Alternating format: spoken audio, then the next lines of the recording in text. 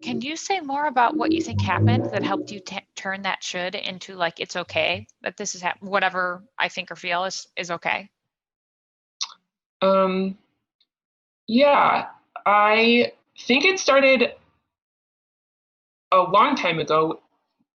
Really, if I look back to like the tools that I feel like I'm drawing on now, which is have been saying to myself, like I said earlier, and that's okay for a long time now when I'm noticing. So there's the noticing the feeling, and it is really easy to become overwhelmed by that feeling, and for that experience to kind of become its own thing, its own spiral.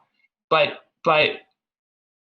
noticing the feeling and having the ability and having the app to start with to put it in kind of flipped it to a moment that I like felt proud of noticing that feeling as opposed to feeling shame about having that feeling.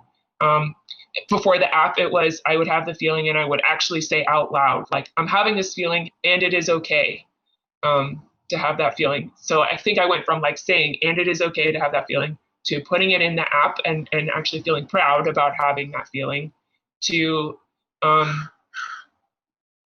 um, having that space. I'm doing it privately now. Like I said before, I'm in my room. I'm not at work in front of other people. So that honestly has helped a lot because I can do it immediately when I'm noticing it. I don't have to like come back to it later.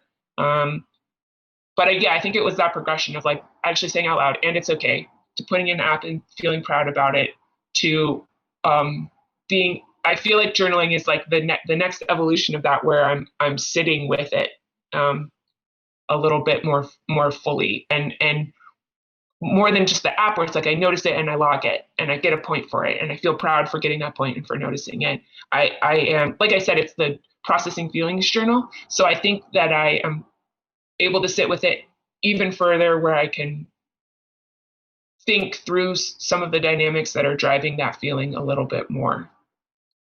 But I have to give myself that time and space to do it, because it is harder and it does take a little bit more time and it's uncomfortable to do in front of other people. Yeah. Yeah, and I imagine rather than just I'm noticing something uncomfortable, you're probably noticing nuance. So you're feeling Mhm. uncertain, but you're maybe also feeling guilt and shame. You're also feeling anger and resentment. You realize like maybe some of the feelings that you're having are coming from other people. They're not just your own feelings.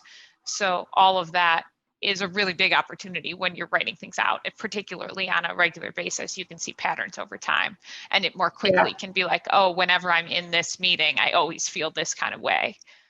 Um, so that's really great. Do you want to comment on that at all? Yeah, I go pretty quickly from, it's not, if I'm writing a whole page, there's not really like a ton to say beyond like I'm feeling bad about and this is what triggered it. So it does give myself the opportunity to, with the journaling, to like go a couple of steps further, to think about like why I'm feeling like that. Yeah, to your point, patterns, when I frequently feel like this. There's a lot of writing like, and it's okay that I'm feeling like this, to myself in the journal.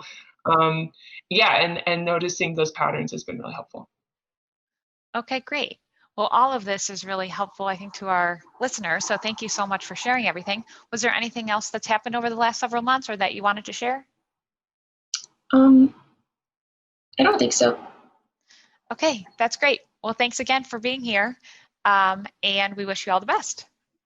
Thank you. You too. Thanks for having me Okay, on. you're welcome.